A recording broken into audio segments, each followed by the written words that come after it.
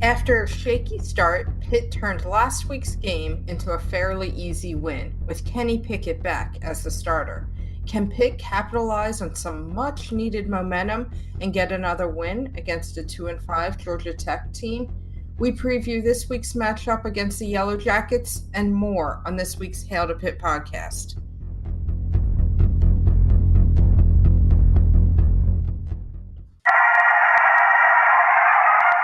What was your message about finishing it in these final 30 minutes? Well, it happened in West Virginia where we knocked off number 2.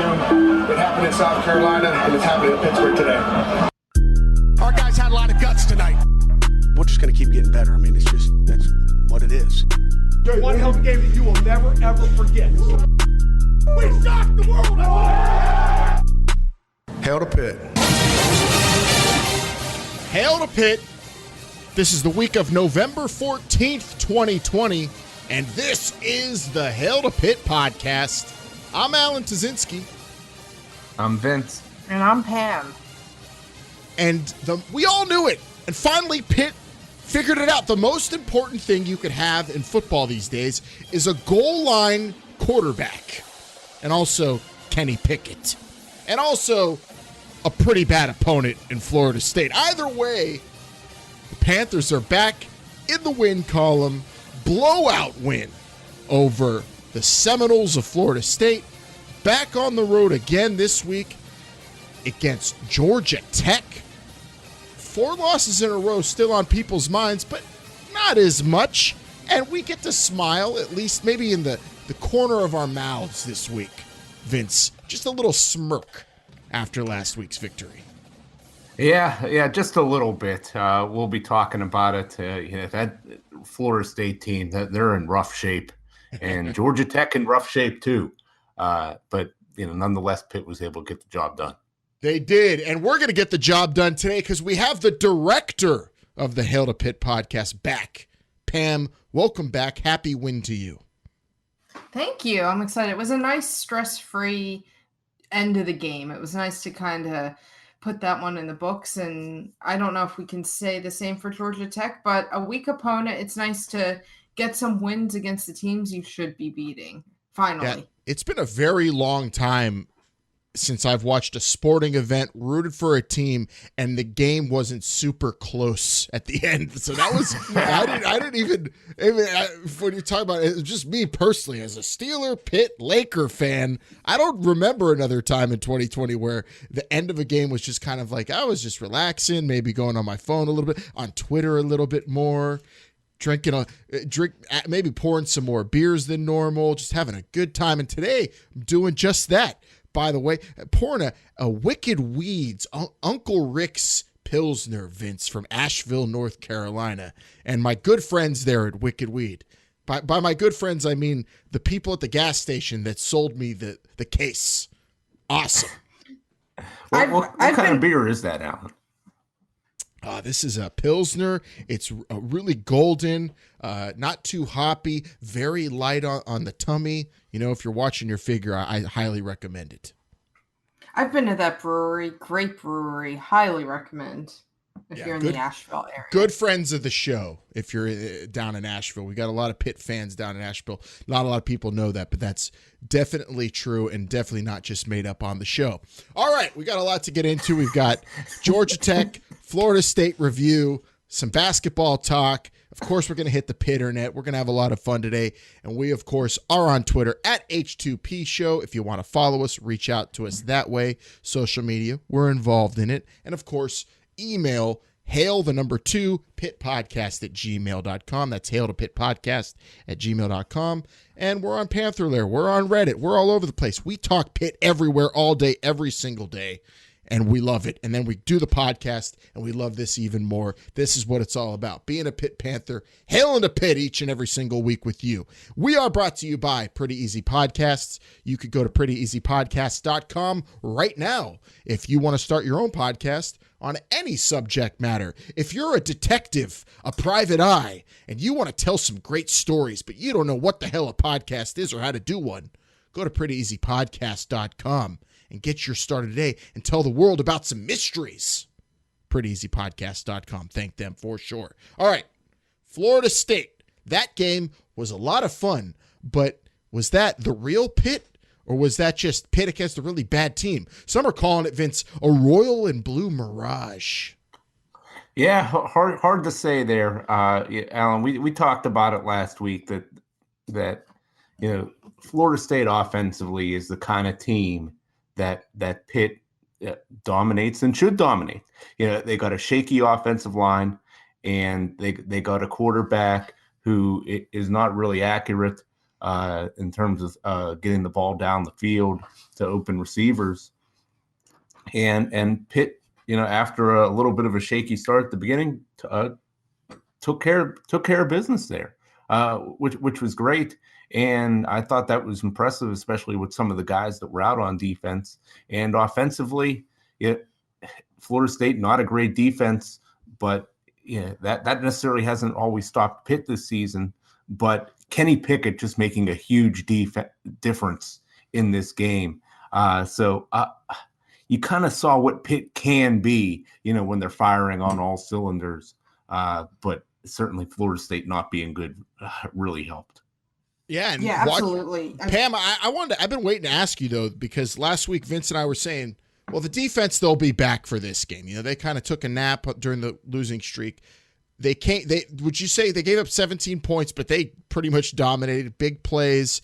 Was Kenny Pickett like a factor in the defense maybe having their stuff together or was it just that Florida State I feel like they've played not the best opponents. I mean, obviously Notre Dame's tough and, Miami a little bit better, but not world beaters. Why was the defense all of a sudden woken up? Well, didn't Florida State beat North Carolina? They did. Yeah. So it's, I mean, I think Florida State's had this issue the past few years where they just recruit. I mean, the recruiting's been down a little bit recently, but I think part of it, you can attribute part of the defense's success to Kenny Pickett a little bit because Kenny Pickett can extend drives and give the defense a break.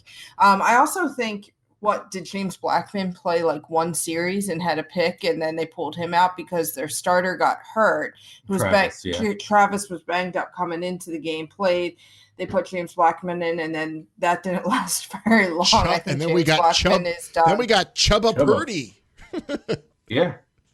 Yeah. So I think it definitely helps the defense when you have a guy like Kenny Pickett that can extend drives, not always have 3 and outs, to give those guys a little bit of a break. But the secondary, I thought, looked pretty good without a few key players. Ford, obviously, you guys talked about last week, Pinnock and Williams. Yeah, the secondary had a game. Also want to throw out there that the defense might have had a fun time playing this one too because of Kirk Christodoulou, who freaking was just all worldly punter in this game. Vince, he was kicking him in the exact spot, kicking him deep, pinpointing. I think he won some sort of weekly award for his performance last week, didn't he? He did. Yeah. He the punting this year, I'd say, has been fair, for the most part, fairly solid. Very few gaffes, I would say, in that department. This defense, they really came to play, and you think, especially with how many starters down they were. I mean, you're not going up against a great Florida State team, but with how many guys that were out, they really came to play. So Kenny Pickett shows up. He only throws 6 incomplete passes in this game. Didn't throw a touchdown, but the defense, like we said last week, got their heads kind of out of their keisters, got the 3 picks, sacked. I mean, that's what they do. They get sacks. They just sometimes give up points too. 14 tackles for loss. Is that stat correct, Vince? Is that real? Yeah. Holy That's hell. right. In the backfield the whole game. So defense, spectacular. And really the Pitt defense we expected all season long. But, man, Kenny Pickett, so important to this offense. And really an offense that did the things that they don't do normally, and that is catch the ball. They had no drops in this game. And goal line offense. Yeah. We called it Nick Patty. Where are you, Vince? You said, where's Nick Patty? He showed up on the goal line twice this week. Yeah. I mean, this is a pretty big time show. There's a lot of people listening to this, so I'm not surprised that it made its way to the gameplay and Nick Patty getting in there. Geez. But yeah, I mean, there was they tried it multiple times at the end of the game, didn't necessarily get there, but and Coach did even comment in the press conference this week that we may never see that again. Getting Nick Patty in there in that situation. I'm not quite sure how I feel about it, but yeah, no drop passes, which is, it's just great to see drives extended, particularly on third down, where guys are just making easy catches. When they got down on the goal line, like you said, Alan, they were able to punch it in, multiple times, and they really just put it on them. They did an excellent job of executing. It was a little shaky at the beginning of the game, but they finally got in gear and full gear, I would say. And Florida State just wasn't going to stop them. And how about, Pam, that they were actually down 14-3 in this game? That is hard to believe, but it is true. They did get off to somewhat of a slow start. Was there any point down 14-3 you thought, here we go again, here comes 5 in a row?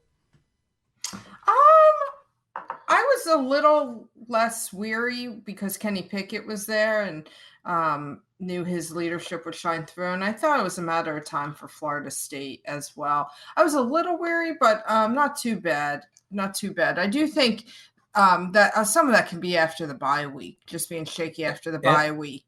That's a good point. I was very concerned. Yeah, he was. And I will say this, that, still, 9 penalties in this game. Still way too many penalties this team has taken. We talked about it last week. Would they play better? They absolutely played better. But still, the penalties, some missed tackles in certain situations are killing this team.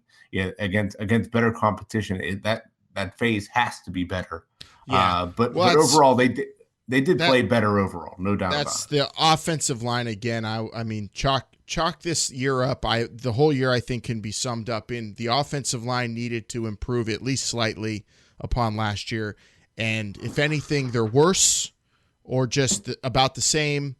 And also, a lot of people are blaming Mark Whipple, rightfully so. But I think that at the end of it, that'll be the kind of tale that's told about this 2020 Pitt Panther football team. But they pulled off this big win against Florida State to get off the schneid. Now they look ahead to Georgia Tech, an equally futile team to Florida State without the big win under their belt. I guess they've beaten Florida State, so Florida State beating North Carolina, then beating Florida State. I don't know. This team is able to compete kind of, but they're not very good at all. This is a team that gave up 48 points to Boston College, who I don't see as an offensive powerhouse. Even Pitt played them. They're not too impressive on offense. They've got some okay players, but this is not a good defense that Pitt's going up against, and still a team in transition with a new regime, Vince. Yeah. It's still it takes a long time to recruit your way out of a niche system like that triple option. It is going to take significant, just every facet, running backs, offensive linemen, receivers, quarterback, obviously. And, you look at their quarterback, it looks like they do have a good quarterback in I believe Jeff Sims, I believe is his name. He's been impressive. He turns the ball over a lot. He does turn the ball over. He throws a lot of picks, so the secondary needs to sit back and feast on that. Yes, absolutely. Yeah, 10 interceptions thrown this year. You could tell that he's under normal circumstances he would not be starting this season. It seems like he's starting out of necessity for this team. But you could definitely see that he's very talented. He could definitely make plays on the run. He's second on the team in rushing. And, even in, a lot of big games that they lost, like even a game against Central Florida, he was able to make some big plays and keep them around in the game a little bit. So it's kind of like this past week against Florida State with Travis. It's another mobile quarterback that they're going to have to keep in check, keep in the pocket, force them to make throws that they can't really get pressure on them. And I think that's set us up to something that Pitt really excels at. So, and I expect them to excel again this week. So would you say that it's kind of a similar matchup then to last week, and totally for the defense, they're going to be totally prepared and not a lot to worry about in terms of changing the game plan or changing how they're going to approach this one? I mean, and by that, I mean, they're going to do the same thing they do every single week, but maybe not worry about an accurate quarterback killing them downfield. Yes, I do. I mean, I think this Sims is definitely a better athlete. Maybe the best athlete they've played against at the quarterback position this season. But no, De'Ara King. I don't know. This kid's very impressive. King, obviously, and King a much better thrower. Yeah, no doubt about that. But I think it is going to be a similar situation, and this defensive line is really going to have to get after it, and the linebacker is going to have to be there to make the plays when available. So Georgia Tech coming into this game, they are not very good. They're 2-5. Pitt gets the win. It's nothing to get super excited about if Pitt wins this game, but the fact is Pitt needs to win this game for the future of Pitt football, because the doom and gloom, at least I think, at least a little bit, just a teensy bit, subsided after the victory over Florida State. You start seeing people at least going online, and we'll get into that in a little bit, but posting about Narduzzi and maybe being a little bit more level-headed, talking about him and his future. Obviously, everybody's still anti-Mark Whipple, it feels like, but Pitt needs to win this game against a opponent that their defense, at least defensively, they just outmatch, should overpower. They have obviously, as any ACC team, they have some players you have to game plan for and be prepared for. But I am expecting a similar story to what we saw, hopefully, against Florida State, Pam. I don't know about you, but I'm going into this one pretty confident. Yeah, I am too. So it'll probably be a close nail biter or something if we're all pretty confident. That's the scary part here. This is a real opportunity for the offense to continue to put up points and really find a groove. Like, let's have the offense finish on a high note.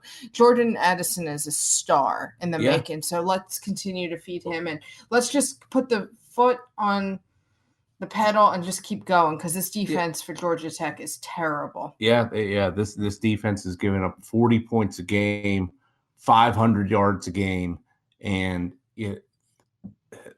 there's no reason why Pitt shouldn't have some success here. And we know that they've struggled to run the ball. And that probably is going to be the case early on in this game. But you mentioned it, Pam, Jordan Addison. He is just, he's just making plays all over the field. He's getting open. Kenny's finding them. But I do want to see these other guys get involved. I don't think there's enough of the other receivers involved in I don't know if it's not involved in the game plan or the guys aren't getting open or what it is, but Alan, like a Shockey Jacques Louis, a great athlete. I just don't understand why this kid's only getting a couple targets, a couple catches a game. It seems like, especially without Taysier Mack last week, you would have thought that, he was maybe going to get the ball a lot more, and that just hasn't been the case. I really do feel like the roles that some of the receivers are being put in is limiting. It's similar to how Paris Ford was limited on defense and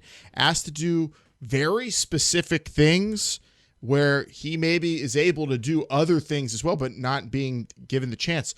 Shockey Jacques Louis, what does he do? What does he get to do? He gets to run down the field and catch deep balls and hopefully catch them. Not too often. He gets thrown to maybe as a third option on a progression by Kenny Pickett, and he's occasionally featured in a gadget play, very rarely. So really he's limited to just running down the field and utilizing his speed. That's what Mark Whipple has labeled him as. That's what he's used for. And that's all he gets to really do. So I think these are things that you could just kind of pin on Mark Whipple and how he's utilizing the talent that he has. It's unfortunate for the wide receivers. It's for the running backs, I think not so much Whipple or their fault. It's really an offensive line thing. But how those receivers are, like Jordan Addison is great. I think he's awesome, but he's being put in those positions to shine and look great. He's being given that chance too. And I'm not going to discredit anything he's done. He's been amazing, but I don't feel like Jordan Addison is miles ahead of guys like Shockey Jacques. Do you, Pam? I don't feel like those guys are incapable of making the kind of plays he does. I mean, he's maybe a little bit more gifted in terms of finding a spot to get open, but those guys are also equally fast and agile. But Addison's really caught the ball, so I think he's made the most of his opportunities, and Pickett is comfortable with him. He can trust him at this point in the year. I think he is a little better, yeah. He is a better player, and obviously Kenny Pickett's recognized them. He's looking for him, and he's delivered too. But I feel like Shockey Jacques Louis is a guy especially that should be given more opportunities. Yeah, I agree with that. Yeah, absolutely. And even a guy like Jared Wayne. Yeah, he had 2 big catches last week. I believe it was 66 total yards on 2 catches.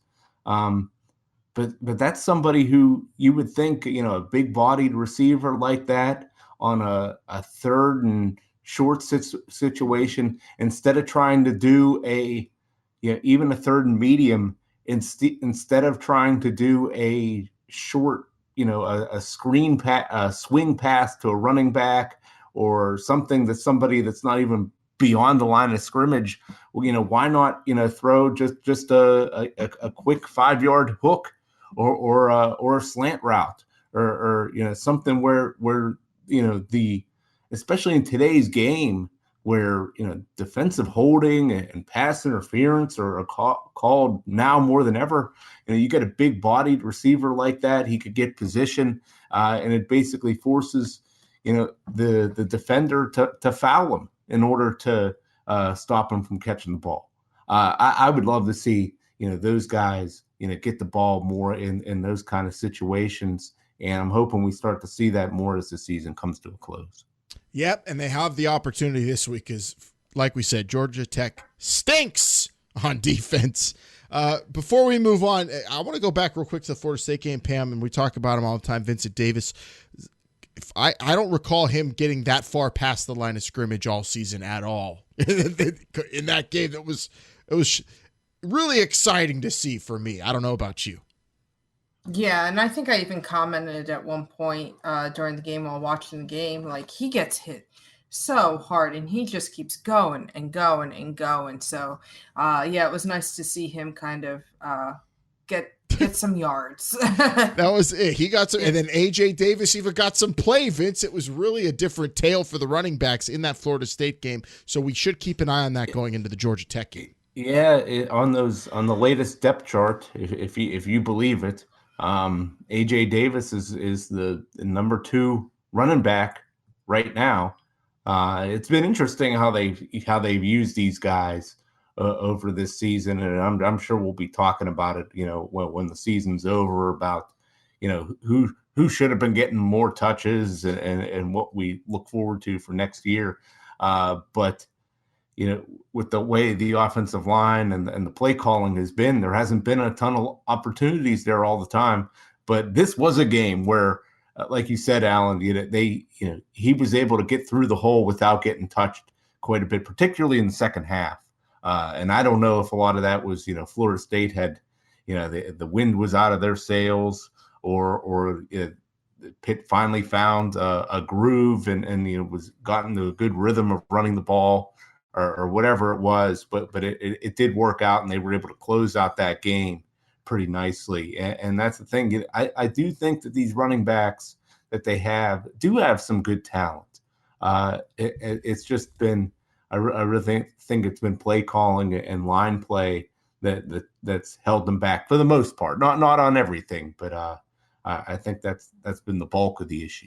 And it's unfortunate that because the offense is such a point of contention with the Pitt Panthers, I admittedly on here spend less time talking about some of the standouts on defense, but we do have to finally give it up to Servassier Dennis, who is I think turning into a legitimate stud for the Pitt Panthers, potential star, and really having a hell of a year and a steal. I don't even think from what I've heard, he was not given many offers to big-time college football programs, Vince. And look at him here. You got 2 sacks last week and has been all over the place every single week, it feels like. Yeah, he's been the most impressive linebacker for sure. One of the most impressive people on defense. Yeah, one of the best on defense, and a guy that wasn't even really, we knew he was going to be in the rotation in that top 6 group at linebacker, but some injuries have happened, and he's been given more opportunities, and he's rise to the occasion. And going forward, he's going to be a centerpiece of this defense. I feel like in the Pat Narduzzi era, this may be the best linebacker we've had in terms of a guy that has both the size and the speed. And he's got good instincts too. He knows how to get to the football and bring the ball carrier down. Hell of a job last week. And then Brandon Hill getting, of course, that pick 6, stepping in for Paris Ford as the new starter. So that was pretty cool to see. Pitt looking to carry over that defensive effort against Georgia Tech. We will give a prediction on the game in just a little bit. Let's move on to hoops. First hoops segment in forever, Pam, because the schedule released and the Peterson Event Center will indeed allegedly host some basketball games this coming season. Now, if it was this week, that would not be happening because Pitt's on stay-at-home order on campus. Students can basically only go to class and, essential stuff, work out and go get food. But hopefully when this basketball season starts, they'll be playing in front of 1,250 people maximum at the Pete. That's what they've put the number at currently. And the schedule, if it does happen, is pretty exciting. You got Duke coming to town on there, a lot of big-time ACC games. It's going to be an interesting college basketball season. Yeah, absolutely. Pitt's going to play Northwestern in the ACC Big Ten Challenge. ACC tentatively plays. Everything's subject to change, so we're not going to dive too far into the schedule today. We'll take a look at the team closer in depth in the upcoming weeks, but they play against Miami on December 16th for the start of the ACC. They end the season at the beginning of March against Clemson, and the ACC tournament runs March 9th through March 13th. But everything's a little subject to change. We'll talk about that in our college football segment, but things are really up in the air. But interesting that they didn't, at least I didn't see any information on any other non-conference games, or maybe they're not going to have any. From what I read, coaches are trying to scramble and schedule. They were kind of, from what I read, I think it was Jeff Goodman was talking about how I think some schools were waiting.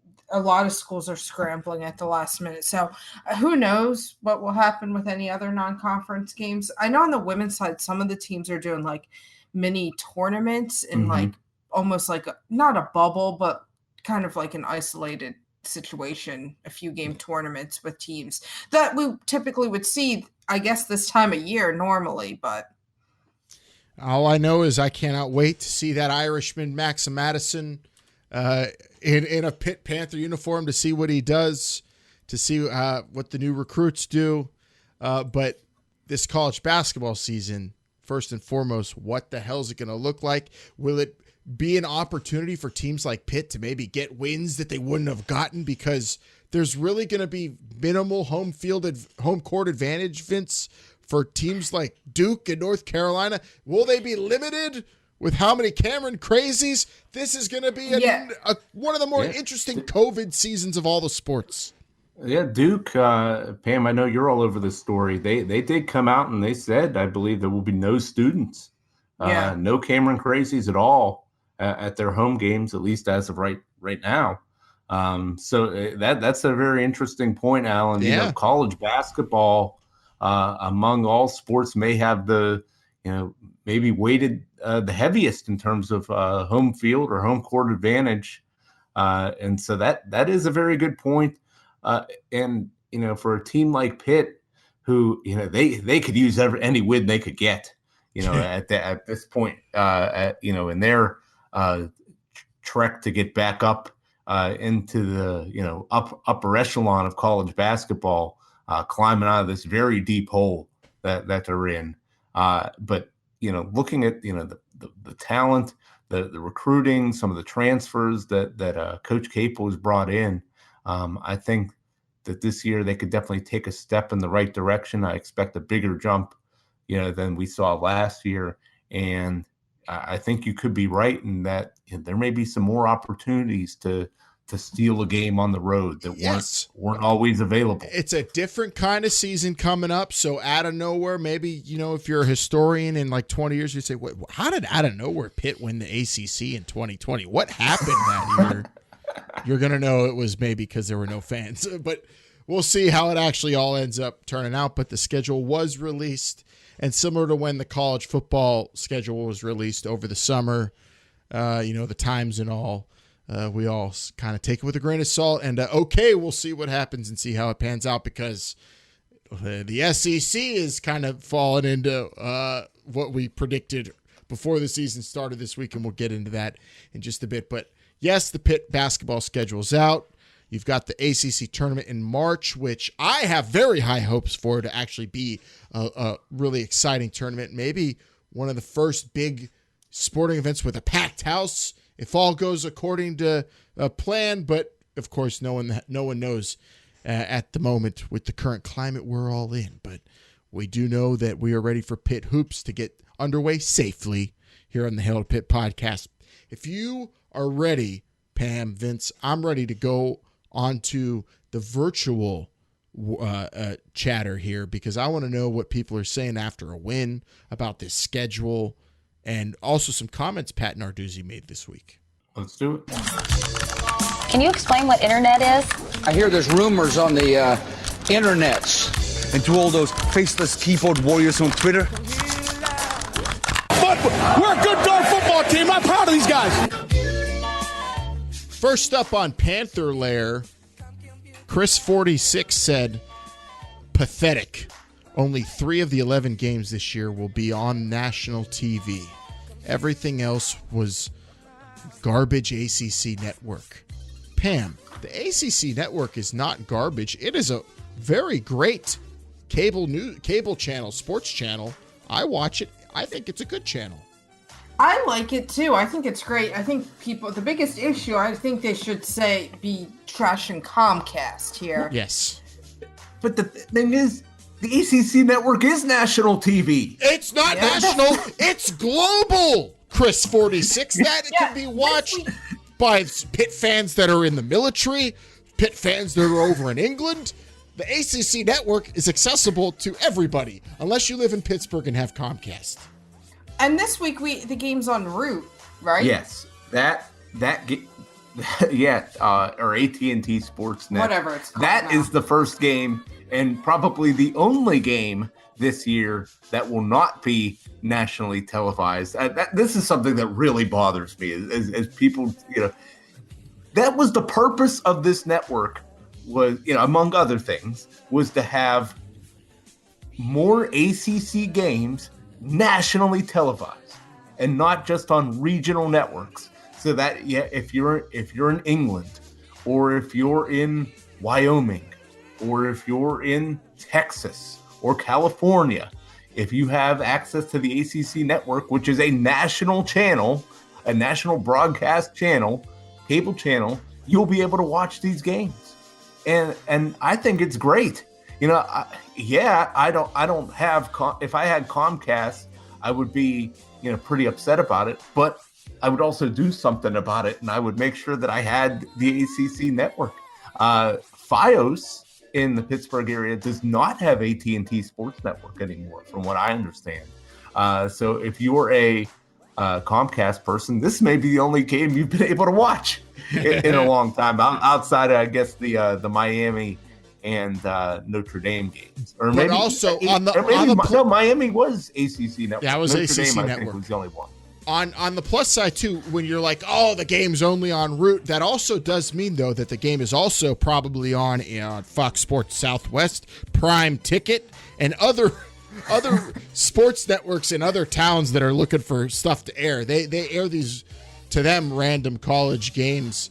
And the Pitt football team is, yes, going to be broadcast in some weird cities this week because of that. But I mean, 3 of 11 ain't bad, and things change. If your team's good at the end of the year, that 3 might turn to 5 or 6.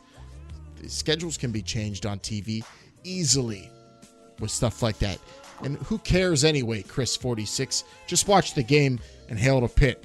Let's go on to the next one. I'm excited for this one. I found this on Reddit. This is from H2 the Berg, who said, I'm excited for any win at this point. Nobody's calling for Narduzzi to be extended at this point. Like needs to figure out if we need to clean house or just fire Whipple and give it one more year. I personally think they're going to go with the latter, regardless of what we want. What does that mean, regardless of what we want? What I want is get rid of Whipple, get another coordinator in there, and just keep this train moving, Pam. Find that Matt Canada replacement finally, hopefully, because I felt like they were on a track, and that got derailed because of that loss. But a lot of Pitt fans feel like it's just as good as it's ever going to get. What do you feel? I feel like, they need to try mixing it up with some young, energetic coordinators, especially on the offensive end. Like, college football is so progressive, so different. I mean, look at even someone like Nick Saban's adjusted his plan. I mean, he went out and hired Lane Kiffin, and he changed his offense. Look at Mac Jones. He's throwing for thousands of yards. He's rocketing up draft boards because Nick Saban a few years ago changed with the times. So we need to change with the times. I'm not saying I think Pat Narduzzi can, and especially on that defensive side of the ball, right that ship, but his strength is not the offense. They need to get creative on that side of the ball. Yeah, as much criticism as I give the defense for the scheme that they run, and I'm convinced that the defense can only be so good given this scheme. If you look at Pitt's record, whenever their offense scores 30-plus points, their record's pretty good. So that tells me right there that, as long as their defense is not getting torched all the time, which Pitt's defense is not. They do have some bad games every once in a while, but it kind of seems like if you had an offense that was just, an average college football offense, that this team, would have won, several more games. It's kind of like, in 2016, if they had a defense that was just average, that they would have won a few more games. So it's kind of just bringing it all together, and that's kind of one of the things where you really got to weigh, is Pat Narduzzi the guy or not? He does some things well, but then there's also a lot of question marks on if they're ever going to get there. So you really got to weigh that out, and I can't wait to see the rest of the season and then really dig into it whenever we're in the off season. Well, speaking of the guy who's in charge right now still, he said some interesting things this week about the team that just upset the Clemson Tigers. Talking about Notre Dame, Pat Narduzzi said he would love to have him. If you want to play in the ACC, come play in the ACC, he said about Notre Dame. And if you don't want to play, let's not give them 5 games. Let them go play BYU or whoever else they want to play. Shots fired at BYU notwithstanding, Pam, what do you think of Pat Narduzzi's quote there? I think it's in poor taste this year. I mean, everyone in the ACC is getting a big chunk of that Notre Dame NBC money, from my understanding, and NBC said that the Notre Dame Clemson game was one of the highest rated games, I think, since the Bush Push 15 years ago. So no one's batting an eye at the money that's going to be coming in from Notre Dame. So what is it? Don't bite the hand that feeds you. Especially in this year. So what did you told me yesterday? It was don't snap at the mouth that feeds you or something. Yeah, I got the saying wrong, but this time I got it right. What mattered most, but it also makes you look kind of like a punk ass too, because your team just got whooped by that team. So it looks, talking tough about Notre Dame at all as the Pitt head coach after they just mollywopped you. Just kind of shut your mouth. If someone asks you about them, say if they want to be in the ACC, it'd be great to have them here. That's all you need to say. But throwing that other shade, as the kids say, is kind of in poor taste. And like don't Pam throw said. shade at BYU. BYU is a top 10 team. I know that would probably would kick Pitt's ass. Honestly, well, I think he mentioned BYU because BYU is an independent, the same as Notre Dame. Could have said Army. Army, he could have said Army. Who is also they were flirting with a top 25 ranking as well. Notre Dame, the ACC benefits a lot from them, and probably the biggest thing is they got to play 5 or 6 ACC schools per year, and half those games are going to be on NBC, but then half of them are going to be whenever they're road games. Those games are automatically going to be nationally televised. So that's an extra couple, probably ABC nationally televised games that you're gaining by them playing additional ACC teams, and the more exposure for your ACC teams, the better. So is it great from a traditionalist standpoint? No, but is it a monetary benefit for the ACC and good for exposure? Yeah, absolutely. I'm all for it, but the quotes from Pat Narduzzi, it's just a guy who kind of puts his foot in his mouth, I think, a little too often these days. We will see what else he says throughout the season, though, when prompted with interesting questions like that. And, of course, we'll comment on them right here, just as Pitt fans are commenting about Pat Narduzzi nonstop, it feels like. Vince all over town, a 4-game losing streak, then beats Florida State, says things about Matt Canada. He's a very outspoken guy, and people are outspoken about him. Yeah, it's it seems like any time a Pitt coach is loses a few games, there's always discussion of a change. Another Saturday coming, and the Panthers are playing. Trying to find out what the yinzers are saying. You think if we lose, they fire Narduzzi and Wani come back? Nah, he's gone all Hollywood at that big noon kickoff show.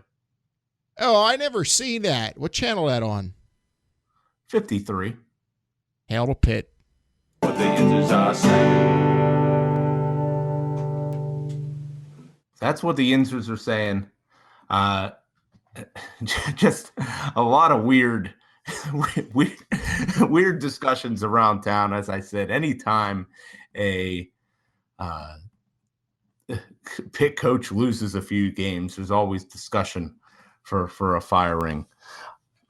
But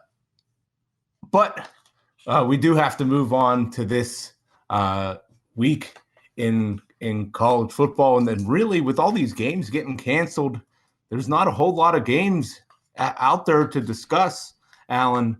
But there's one big Western Pennsylvania game that WPIL high school game that I want to discuss a little bit. Yeah, as far as I'm concerned, after Friday, it's really I'm just going to be waiting for the NFL on Sunday, the Pitt game in the NFL, the rest of the college football. Who knows what's going to happen? We got big game with Cincinnati playing on Friday, and then of course right here, Aliquippa, TJ, it's on. What's the spread on that game, and why is Thomas Jefferson going to win? Well, Alan, believe it or not, this game is actually going to be on Saturday, from what I understand. Oh, really? Yeah. Did they move the game? Did they move the game because they said, "Oh, no one's going to be watching LSU in Alabama now, so we'll move the game to Saturday"? I think so. It's going to be at 1:00 on the CW. So I'm sure there's some people who are going to be complaining that it's not a national broadcast. Or on the point. That's where I want to watch it. But yeah, this is a big game here. I've been talking to a lot of people about this game. Aliquippa is just so impressive that they keep moving up in class with just small enrollment, and they continue to just beat everybody. And this is the Class 4A game going up against TJ, traditional power, Thomas Jefferson. But Aliquippa, I think they just have too much speed for this Thomas Jefferson team. TJ, they lost to McKeesport earlier this year, a smaller, quicker team, which was really able to disrupt some of the blocking schemes that Thomas Jefferson's known for. And that's why I am going to go with Aliquippa in this game. TJ just does not seem as strong. They don't. Whatever. TJ's winning, then we're all going to go over to Mama Russo's for some meatballs afterwards. It's going to be a great Saturday. Pitt's going to win too. I got TJ. I'm not hearing that on this show, Vince. Don't bring that here. I'm going with Aliquippa. I think this is a big statement game for Aliquippa. So. Yeah. You got to think that they're really fired. Anytime they get a chance to play one of the really big boys, they want to make a statement, and then there's not many bigger than TJ in Western Pennsylvania. They also want revenge for that championship game they lost against TJ in 1980. They also want big revenge from that, from what I've heard. So since basically college football, the SEC's canceled. Here are the three things I'm looking forward to the most on Saturday. TJ beating Aliquippa is my number 3. Boston College and Jerko beating Notre Dame, and then of course Pitt beating Georgia Tech. That's what I'm geared up for, Pam, on Saturday, and that's what I'm going to be tossing back the rest of these cases of wicked weed Uncle Rick Pilsners on a college football Saturday. If that's your slate, it lines up perfectly time-wise. I think the Quippa TJ game's at 1. Yep. 3:30. I think it's ABC. I think it's nationally televised for those interested. Yeah. Is the Boston College Notre Dame game, and then Pitt Georgia Tech at 7. So you could that's I have a feeling that's what we'll be doing here. So. Yeah. I am excited to see that Boston College game. Jeff Halfley. To see what he could do against a team that just upset Clemson, number one team in the land. Because they don't deserve. Notre Dame shouldn't be in the playoff, and they're ducking USC this year. So really, this is our last hope right here. This is what we need. Boston College, come on, do it for us. Pitt -6.5 against Georgia Tech. Pam, what do you see happening? I think Pitt's going to win. I think it's going to be like a 34-16 win for Pitt. I think they win, and they win handily. I think it's I think it's 34-16. I think it's going to be another easy week. Maybe I'm just projecting what I want to happen more so than what I think. But I think I've seen Georgia Tech a few times this year. That defense is really bad. I think Pitt's defense scores once or twice as well from a turnover. So 34-16 is what I got. Yeah, I'm pretty confident too in I don't know about the score. I think the score, I'm going to go under 30 for Pitt, 29-13. But I'm looking most importantly here, Vince, Kenny Pickett over 300 yards passing in here, distributing the football to people not named Jordan Addison. Yeah, if he does get over 300 yards passing, I expect Pitt to score quite a bit of points in this game. I'm going to go Pitt 34, Georgia Tech 13, and I as you said, Alan, I think it's really important. We've stressed at this show, you got to get more guys involved in this offense. It can't just be Jordan Addison all the time. But at the same time, as long as they continue to just not drop the ball, this offense, can be better than what it has shown. How do you like me now? So that's a cover all around, at least, and a Pitt win. It's what we all expect. In a little bit better of a mood, maybe less people calling for Narduzzi to be fired after a win, Pam? Probably not. Yeah, we'll wait and see. I doubt that. Don't hold your breath. But enjoy it. Enjoy the weekend. There's college football to be played, just not in the South. But hopefully you're all staying safe, unlike some football teams out there that are getting caught up. It's a dangerous climate out there. But somehow they're getting through this college football season, and we've been covering it each and every single step of the way, and we will continue to do so. Can't wait, though. Let's get this win, though, against Georgia Tech first, Pam. Yep, hail to Pitt. Hail to Pitt. All right, everybody, thanks for listening. We will see you right back here on your favorite podcast platform or on our YouTube channel. Don't forget to follow us at H2P Show on Twitter, and we will be right in this spot with you next week, celebrating that W over the Yellow Jackets. Hail to Pitt, everyone.